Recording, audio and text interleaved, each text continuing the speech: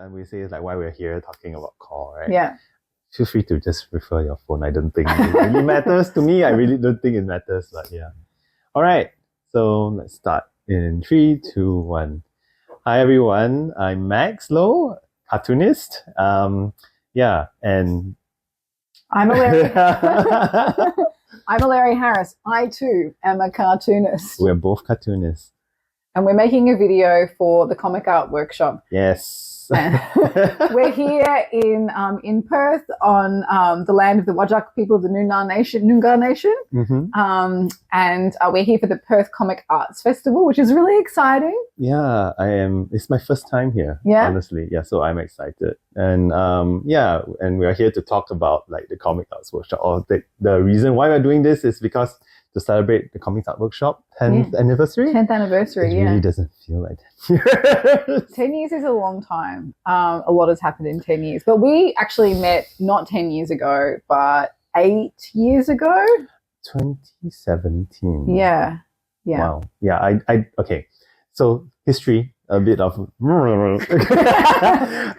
I actually applied for Comic Art Workshop, the very first one in 2015. I think that's the very first one, right? There you go. Yeah, but I didn't get it. I'm sorry. No. Did you get a block of chocolate in the mail? Yes.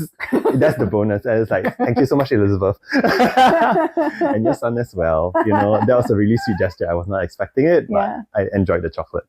It was a very good consolation. It was a good consolation prize. But yeah, I mean, like, I think, well, they didn't really give us a script of what we needed to talk about. So I guess for me, you know, when I'm thinking about this and like, you know, in terms of value, it was like more of like whoever actually bothers to watch this, or it's like, it'll be helpful, you know, in your application, from hearing from someone who has applied and failed, right? I think it's very important. Like, so what's different between my first application and what came up, the next edition that I applied for was the fact that I had a much clearer idea of what project I wanted to do. Yeah, right. At the very beginning, the first one, I was like, oh my God, it's a comic workshop. I just wanted to go. I just want to go. So I just like came up with like, you know, because at the time, you know, as not to say starting out comics, but more of like thinking of what's the easiest way to come up with a project was to think about like, oh, I'm going to make some short stories, right? Centered around this particular theme that is quite nebulous, you know, not very clear. Mm-hmm. And I think Liz and the review panel kind of picked up on that. Yeah. So when I look back at, and the thing is like everything that I crafted my project package was very tuned to basically what the outline they gave on the website already, right? So I basically did more following the guidelines sort of thing in my second application. You were applying the selection criteria instead of actually having like an actual project that was something you were really into. I mean, I mean, the first time I applied, it was very much of like, oh, I'm going to like I do slice of life comics, so I'm hoping to do a slice of life like compilation, blah blah blah, you know, things. Then with my second application, I did take a lot more thought of like what was the specific thing I wanted to do, why did I want to do it. It's kind of like a pitch packet, but not really. Yeah. And they did say it's like a 1-page letter, like 4-page letter maximum or whatever. So what I did was I did it in a comic form. So obviously, there's no limit in terms of, I mean, the worst thing is having a blank piece of paper, right, every time. So this also was kind of like, oh, they say you could do anything, like a collage, a letter or anything, but I did a comic. Yeah. And how are you? What was your lot? But do you want to say what your pitch was about? Like, tell us about that big project because you're still working on it. Yeah. Oh my gosh.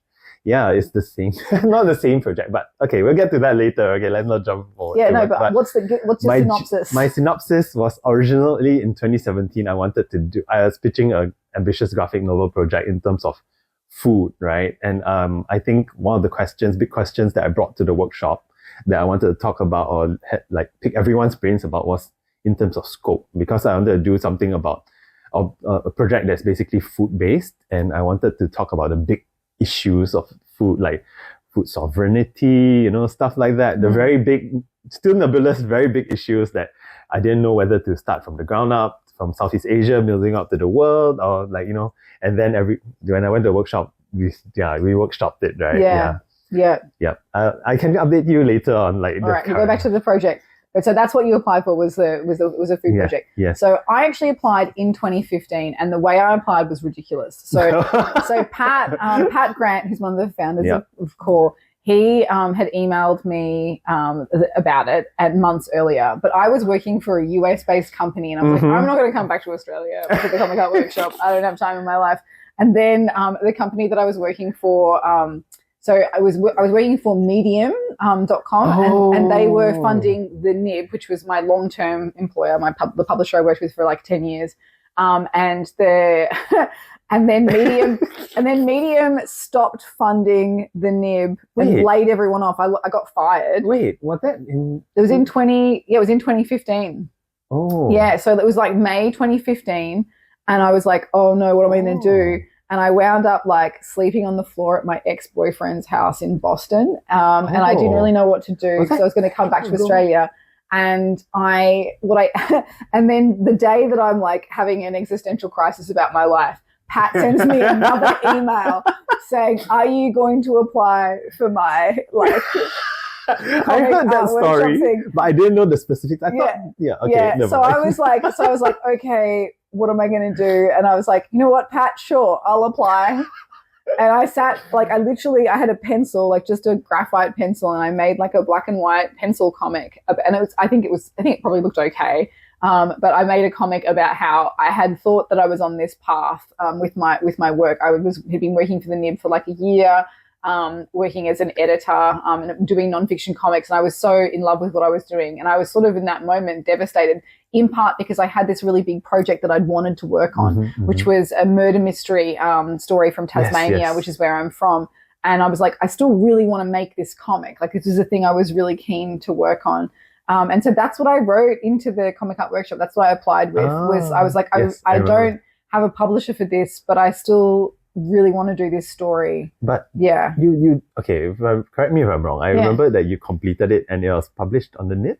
Yeah, it was published in it. So that's the part that I'm a bit of So the Nib was founded by Matt Bors, and it was it was published by Medium to begin with, and then Medium decided to pivot to video, and they laid us all off, and they sold the rights back to Matt, or they gave Matt the rights back to the publication, and then Matt sold those rights to First Look Media, and that's how we ended up at First Look Media. And this all happened within 6 months, basically. So when I applied to Comic Art Workshop, I had no job, and then I remember you. And then, like, by the end of the year, I had a job again. And so by the time I went to the Comic Art Workshop, the Nib was going to be up and running again in a couple of months. So it was like, it's really funny because it's like I think I applied for the Comic Art Workshop in a moment of crisis, and actually, it was like the best thing I've ever done. I remember you telling me that whole life story. It. Yeah. But seriously, I think like for me, the Comic Art Workshop is like one of the best experiences of my life too. Yeah. And honestly, I felt like, my comics career was so much like enriched by it, And I would have met you if I didn't go. Yeah. And then it's like from meeting you, I felt that my project became a lot more like, at the time I was like, even after the first Comic Art Workshop where I got accepted, I felt like I couldn't see like parts of where the like how to tighten up and everything. But from there I got to know you, and then after that I got more gigs on the Nib through pitching, and I think that really helped me in terms of like doing smaller projects, but also finding my so-called non-fiction narrative voice. And it comes through practice, I think. Totally. Well, I feel like one of the great things about the Comic Art Workshop for me was getting to meet people that I would never have ordinarily met, like in this like, really intense situation where you just get to know each other really well. So it's not just like you're hanging, I met someone at a festival for like 20 minutes. And we shared our project and we drank and it's like, that's it. It's like, no, you will spend every day together for 2 weeks. You'll cook together and like hang out and do all this fun stuff. And you're going to like lay your heart bare. And at Jogja, the main thing I remember is like we were all just like we were all like really hot, and it was like intensified. And do you remember the first night? I feel that set the mood.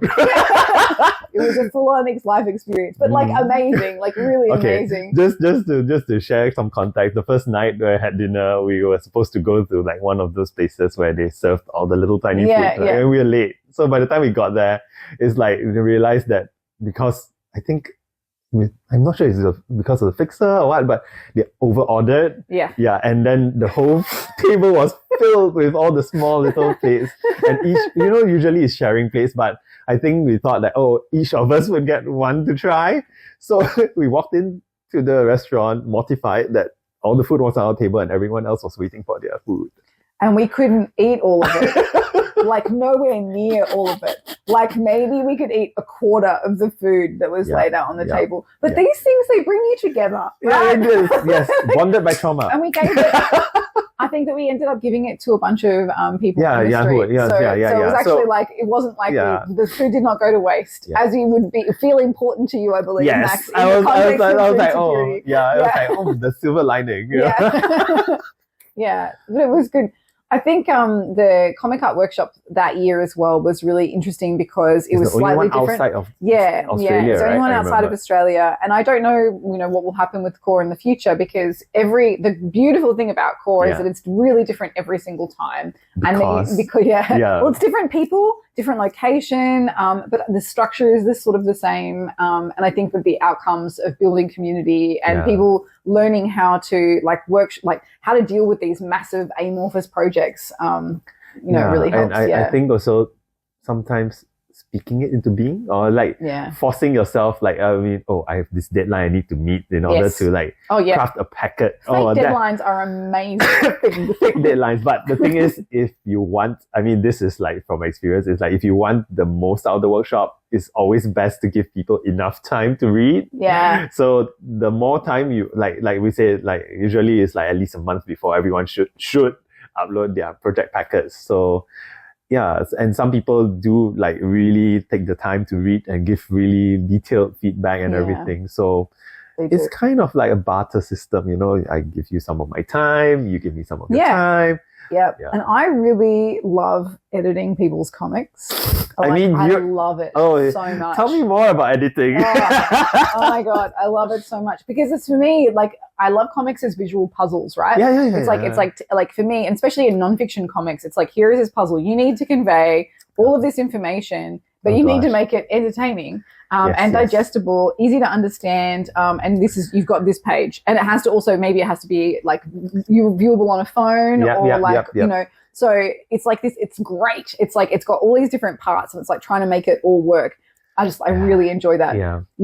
At the Comic Art Workshop, one of the ones you didn't come to in Urangabilly. Oh, the one that you were the so I was when I was the co-director with Josh.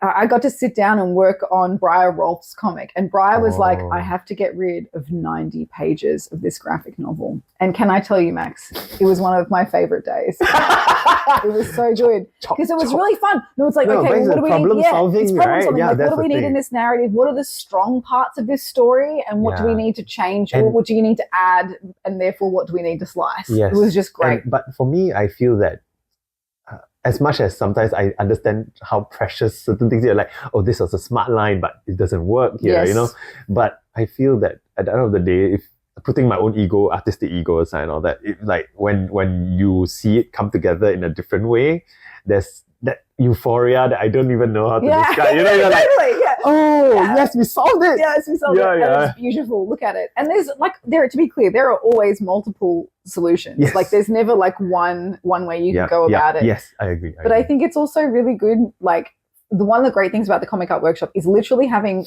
so many brains, 13 people in the room being okay, I think I've read your work and this is what I think you need to do. But the best is when you have as if it's a courtroom. It's the decision is split. And these people think this thing and these people think this thing, and they all might be right, but it's you just have to work out then as an artist what you want to do, right? It's what do you think is important to you in carrying the story forward, or what do you want to work on? I've definitely been in the room where someone was I think that you need to turn this into a full color comic, and the person was I don't like color, so no. Some of it for me was very much I don't have the time to do a full watercolor comic. No. So those limitations will shape how you approach it. Yeah, you know. Well, that means I want to ask Matt. So, how did you get into comics? Because comics, you know, is like a big part of how I know you, but it's not everything that you do in your life. And so, you're obviously like fitting comics into things. How did you start doing comics as a more serious thing? And how do you make it work in your current life? Okay. Let me see how to break this down. I have been drawing as long as I can remember, right? Yeah. But I think I was very influenced at the time of drawing, like since I was young, influenced by the media you consume. So it was like, mine was the starting point of most weeps, you know, like Doraemon, Sailor Moon, you know, Dragon Ball. I do. And then there's like Kakata Sakura. And then, so that time it was more emulating and then just drawing what I liked on the screen, right? It's like even Power Rangers, you know. Yeah. And then I think at the turning point was very much like, so I was drawing a lot of derivative, like all this, like very Japanese influence or Asian influence sort of stories that weren't really my stories, you know. And then it was later on in life that I kind of like, so I had been drawing, but at the time I didn't really have author's voice. I don't know what but like my own voice, and it wasn't until like when I read Craig Thompson's Blankets that I realized, because I like to journal, write diaries, so that kind of opened up my eyes to what I could do with my craft, and it's like, and that's when I started like honing a more like how do I say, like a more bande dessinée, like French influence, but with also like the Asian influence sort of style. Then it just started from there, and it was I think the pivotal point was when I did 24-hour comics day in like 2012, I think, and that's when I did an autobiographical like 24-hour comic. They 24 pages of basically me thinking about that. Like as you said, like how I balance work and this hobby, right? So it was like, I have always struggled with the art and science divide, but actually, you know, and how I worked through it. So that was my 24-hour comic day team, and that's how I kind of passed my own feelings about it as well. I mean, there's always that, I think, for a lot of young people who like struggle with like, you know, making a living versus like doing this as a hobby, you know. It's tough. I wouldn't lie. It's like, especially the older you get, you know, it's like time is a precious commodity. It is so precious. And the worst part is that your energy levels keep going down. So you kind of have to balance that out. But anyway, ignore this old person talk. I'm going to lean into the old person thing. But you know, stamina and everything is very important. Artistic stamina. Anyway, so I knew that. So there's the other part of it is very much like, first you struggle with your own like, can I do this as a career and all that? Then you make peace with it, because for me, I realized that, you know what? I don't have to do it as a career in order to keep this passion and love alive. Yeah. And I felt that I thought about it more as a marathon, and also kind of like thought of it as, how do I sustain this love for the longer period? And without having to suffer, you know, in terms of like maybe financially and all that. I know this is like so I need to like give the context that this is really a very individual choice. Some people feel that they need to like devote themselves completely to the craft, and for me, I felt that the answer